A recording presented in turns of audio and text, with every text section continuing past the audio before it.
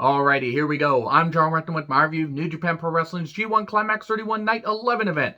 Quick side note, if you happen to hear any strange noises during this review, there's a tree removal crew next door in the neighbor's yard removing a 120-foot tree from their yard. Yes, big old thick meaty wood flopping down as I cover this show during the glorious month-long climax as we steamroll towards the finals. And I'll tell you right now, if this isn't the low point of the goddamn tournament before they get to the finals, then we are in for a few rough shows until things pick up a little bit, because this show, well, it wasn't necessarily bad, it just wasn't very good. So I'm going to have a point total rundown at the end, but this review will not take long. So A blocka action. Thank you very much to a friend of mine. I can never unhear it. A blocka, B blocka, that's all I'm going to hear. So we start off with Oiwa. That I had to write it down that way so I knew how to pronounce his last name. Not even going to try to pronounce his first name because I always screw that up. Take it on El Desperado. Standard fare. Oiwa showed some fired up potential and did some good strikes, but he did fall to a knee lock and tapped out in a few minutes. Not bad. It was standard fare. So then we get Kenta versus Hiromu Takahashi. At least we got something good. Since Tetsuya Naito was taken out by Zack Sabre Jr. and also because he has, a lot of issues with his knee that he's currently getting fixed, Kenta faced suitable competition with fellow LIJ member Hiromu Takahashi. It wasn't bad. Hiromu was fired up. Kenta was vicious, with some great kicks and some good heel work. Nice, combination work in STF by Kenta, and then there was a drop kick in the corner. Hiromu staring up at the spotlight and tossed in the corner by Hiromu.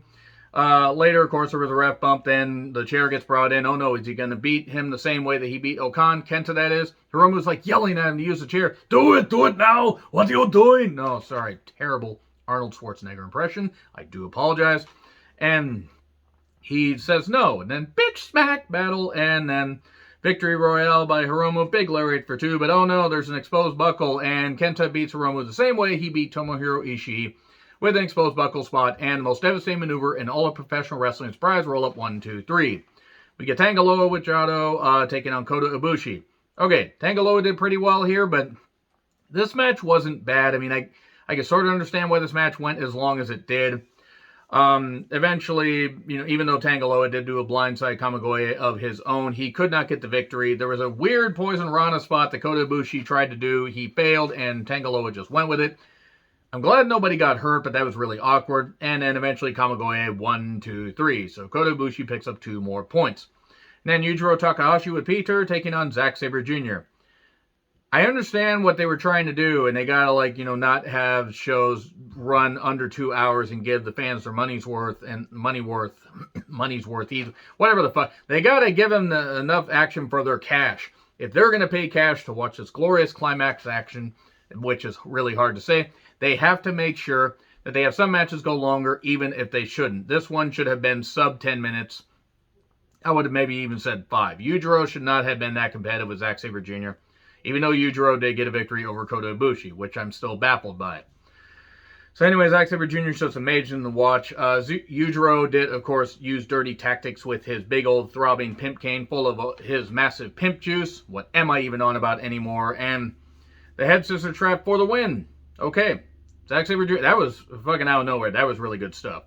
And then we get Yano versus Shingo Takagi. Get your stopwatch ready. And this went longer than it needed. Yano doing the typical comedy. Yes, we get the sack off and everything. Both men getting sacked repeatedly. I mean, I'll tell you right now, I never thought I would get to see 2 shows within the same time period with 2 Japanese men sacking each other off on camera. Again, always delete your search history. And he did spray him in the eye.